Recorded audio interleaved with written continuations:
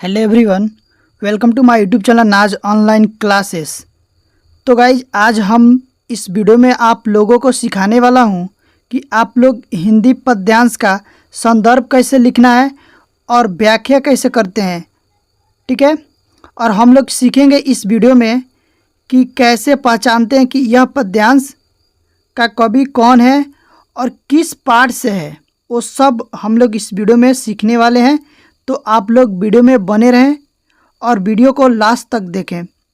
Video अच्छी लगे तो वीडियो को लाइक करें और हमारे चैनल पर पहली बार आए हैं तो सब्सक्राइब कर लें।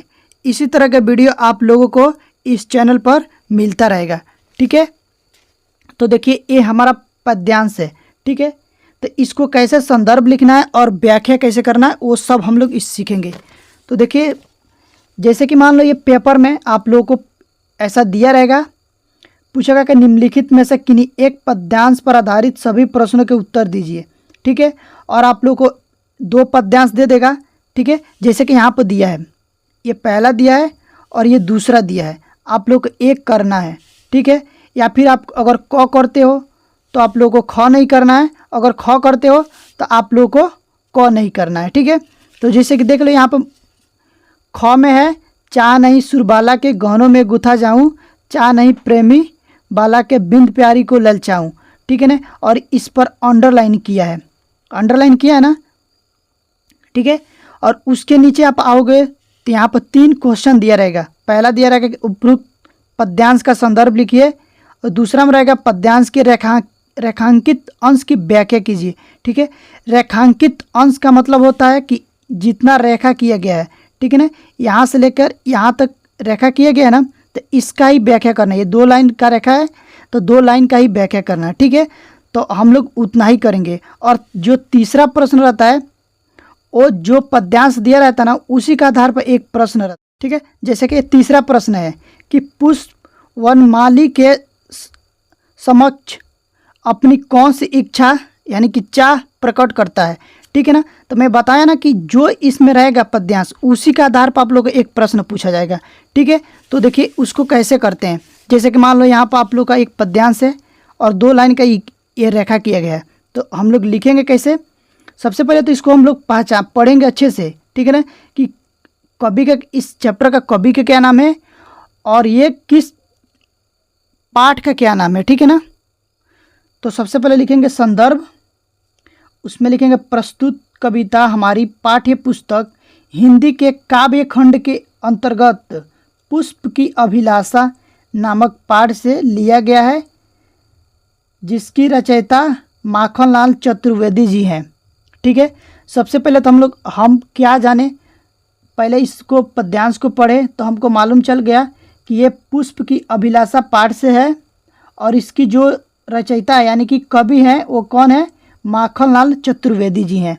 ठीक है, तो वो हम लोग इस संदर्भ में लिख देंगे। ठीक है, उसके बाद आप लोग को व्याख्या करना है। तो व्याख्या देखो हम लोग 2 लाइन में किया है, 2 लाइन का ही व्याख्या किया है। जैसे कि यहाँ से लेकर के यहाँ तक अंडरलाइन किया है, उसी का व्याख्या है। तो जैसे कि दिया कि चाह नहीं मैं सुरबाला के गहनों में गुथा जाऊँ, चाह नहीं प्रेमी माला के बिंद प्यारी को ललचाऊँ। ठीक है, बस इतना कि मैंने व्याख्या किया है, आप लोगों को भी वैसा ही करना है। तो सबसे पहले लिखना है कि रेखांकित अंश की व्याख्या। ठीक है, अगर आप लोग चाहते हो तो ऐसे अंडरलाइन कर सकते हो, अगर नहीं चाहते हो तो नहीं भी करोगे तभी चलेगा। ठीक है, इससे क्या होगा कि थोड़ा ये दिखेगा कि ये हेडिंग है। ठीक है ना, अगर आप लोग नहीं चाहते हो तो भी कोई बात नहीं, ऐसे भी अच्छा दिख रहा है। ठीक है, और आप लोग को लिखावट में अच्छा ध्यान देना है। ठीक है ना, सुंदर सुंदर लिखना है। देखो, तो इसमें हम लोग लिखेंगे कवि माखनलाल चतुर्वेदी जी अपनी देश की भावना को पुष्प की अभिलाषा के रूप में व्यक्त करते हुए कहते हैं कि मेरी इच्छा किसी देवबाला के आभूषणों में गूंथे जाने की नहीं है। मेरी इच्छा यह भी नहीं है कि मैं प्रेमियों को प्रसन्न करने के लिए प्रेमी द्वारा बनाए गए माला में पिरोया जाऊं और प्रेमिका के मन को आकर्षित करूं। ठीक है, इसका ये व्याख्या है, आप लोग को वैसा ही लिखना है। ठीक, देखो अगर आप लोग चाहते हो कि आप लोग को बोर्ड एग्जाम में एक भी पद्यांश ना छूटे तो आप लोग लिखते जाएं और इसको तैयार कर लेना। और देखो अगला देखेंगे हम लोग, जैसे कि ये अगला आप लोग का है दिया कि मंत्र परम लघु जासु बस विधि हरिहर सुर वर्ष महामत गणराज्य कहू बस कर अंकुश खब्र। ठीक है, तो इसका हम लोग को संदर्भ लिखना है तो उसको भी ऐसे ही लिखेंगे। देखो हेडिंग डालेंगे, संदर्भ लिखेंगे प्रस्तुत काव्य पंक्तियाँ हमारी पाठ्य पुस्तक हिंदी के काव्य खंड के अंतर्गत धनुष भंग। देखो ये पाठ का नाम है धनुष भंग, तो इसको मैंने ब्लैक पेन से लिखा है, आप लोग को भी वैसा ही लिखना है। ठीक है, धनुष भंग कविता शीर्षक से लिया गया है, जिसकी रचयिता गोस्वामी तुलसीदास जी हैं। ठीक है ना, देखो मैंने जहाँ जहाँ भी ब्लैक पेन से लिखा है ना, ठीक है, आप लोग को बोर्ड एग्जाम में वैसे ही लिखना है, आप लोग को भी ब्लैक पेन से लिखना है। इससे क्या होगा, थोड़ा एट्रैक्टिव दिखेगा और एग्जामिनर को पढ़ने में और जांच करने में थोड़ा आसानी हो जाएगी। ठीक है ना, अब देखो अब उसके बाद हम लोग इसका भी व्याख्या करेंगे। तो इसमें देखो ये 2 लाइन है ना, दोनों लाइन में रेखांकित किया गया है, देख सकते हो। तो इन दोनों का हम लोग को व्याख्या करना है। तो इसमें देखो कैसे करेंगे, लिखेंगे गोस्वामी तुलसीदास जी कहते हैं कि धनुष भंग के समय जब सीता जी की माता श्री राम को छोटा समझकर धनुष तोड़ने में असमर्थ मानकर अपनी सखी से शंका प्रकट करती है, तब उनकी सखी विभिन्न उदाहरणों के द्वारा उनको समझाती हुई कहती है, जिस मंत्र के बस में सभी देवता ब्राह्मण विष्णु महेश आदि भी को रहने की विश्वास होते हैं, वह मंत्र भी अत्यधिक छोटा ही होता है, अत्यधिक विशाल और मत गणराज्य के गजराज्य के को भी महावत छोटे से अंकुश के द्वारा अपनी वश में कर लेता है। ठीक है, ये करने के बाद आप लोग को ये देखना है। देखो अगला देखेंगे, जो कि है दिया कि काम कुसुम धनु सायक ली हैं, सकल भुवन अपने बस किन्हे, देवी तजिय संशयी अस जानी, भंजब धनुष राम सुनु रानी। ठीक है ना, देखो पद्यांश तो इतना है, लेकिन बस इतना का ही रेखांकित किया गया है। ठीक है ना, तो हम लोग को रेखांकित अंश की व्याख्या पूछा जाता है, तो आप लोग को बस इतना ही करना है।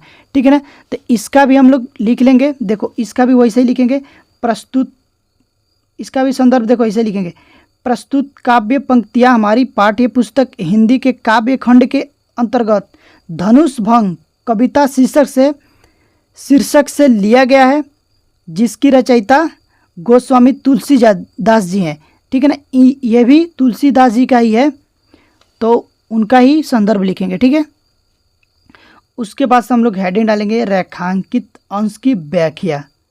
उसमें लिखेंगे गोस्वामी तुलसीदास जी कहते हैं कि पुनः सीता जी की माता जी की सहेली उनको समझाती हुई कहती है कि कामदेव ने फूलों का ही धनुष बाण लेकर समस्त लोगों को अपने वशीभूत कर रखा है।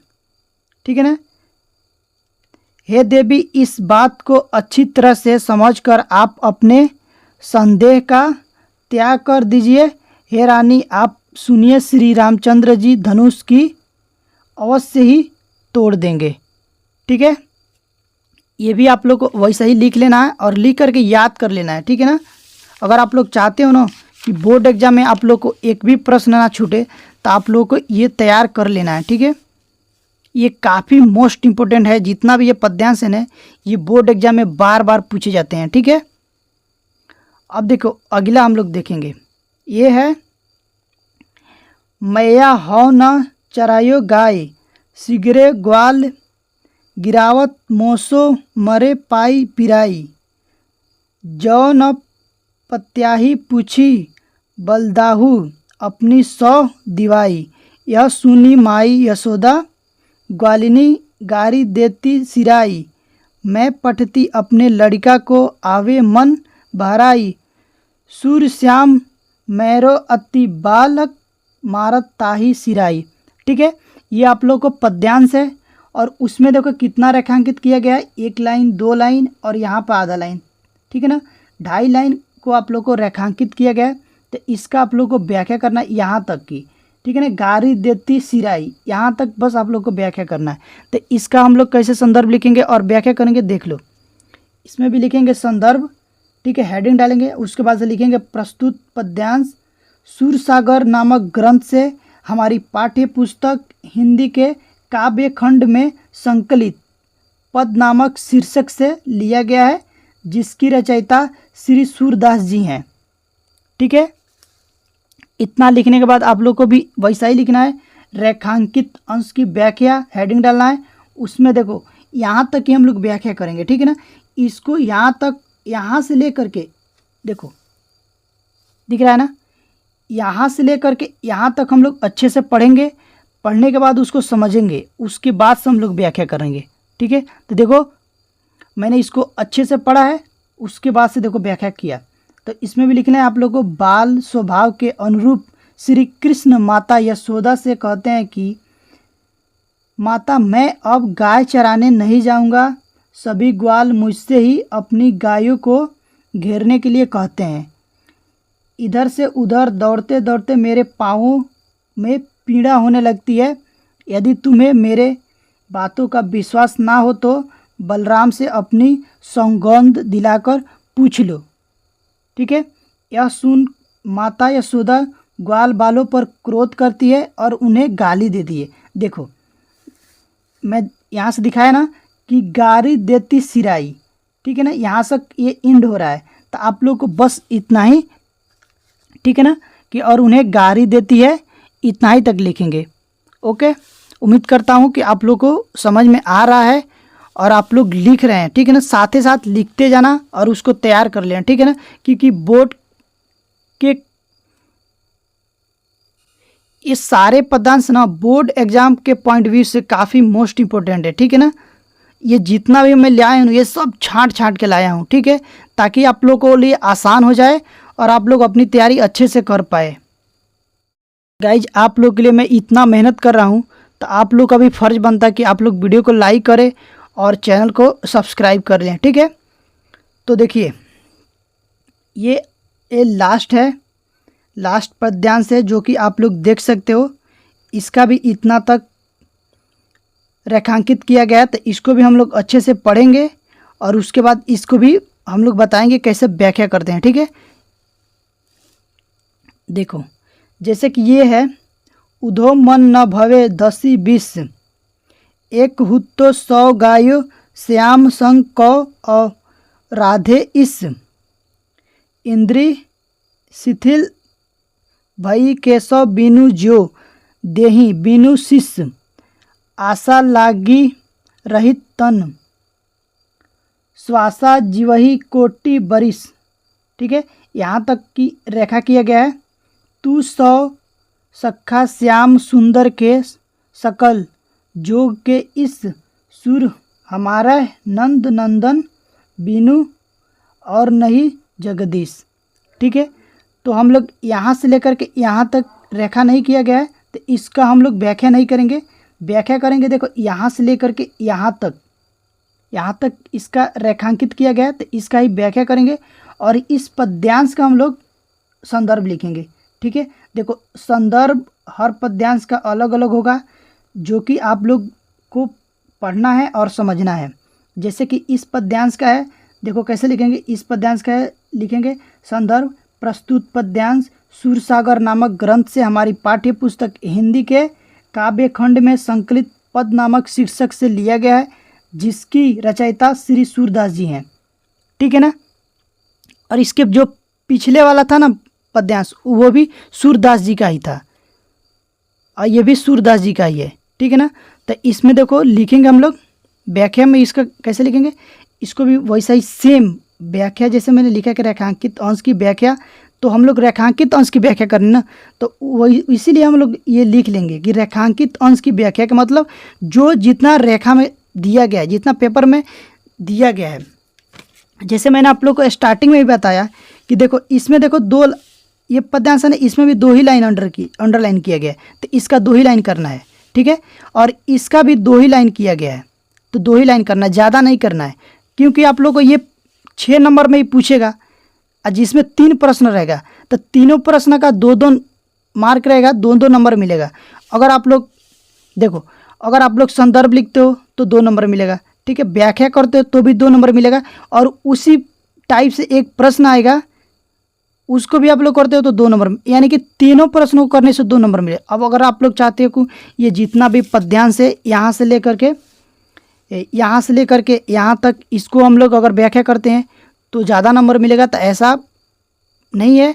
अगर आप लोग इतना करते हो तो आप लोग को मूर्खाई है, ठीक है। एग्जामिनर समझ जाएगा आप लोग अच्छे छात्र नहीं हो, इसलिए आप लोग इतना किए हो, ठीक है ना। तो देखिए इसमें व्याख्या में कैसे लिखेंगे कि गोपियाँ उद्धव जी से कहती हैं कि हे उद्धव, हमारे मन 10-20 नहीं है, सभी की तरह हमारे पास भी एक मन था और वह श्री कृष्ण जी के साथ चला गया, अतः हम मन के बिना तुम्हारे बताए गए निर्गुण ब्रह्म की आराधना कैसे करें, अर्थात बिना मन के ब्राह्मण की आराधना करना संभव नहीं है। श्री कृष्ण के बिना हमारी सारी इंद्रियां निष्क्रिय हो गई है और हमारी दशा बिना सिर के प्राणी जैसा हो गया है, ठीक है। इतना ही आप लोग को लिख लेना है। देखो गाइस, अगर आप लोग को वीडियो अच्छी लग रही हो तो प्लीज़ यार लाइक कर देना और सब्सक्राइब कर लेना, ठीक है। मिलते हैं इस तरह की नेक्स्ट वीडियो में, तब तक के लिए bye, thank you for watching.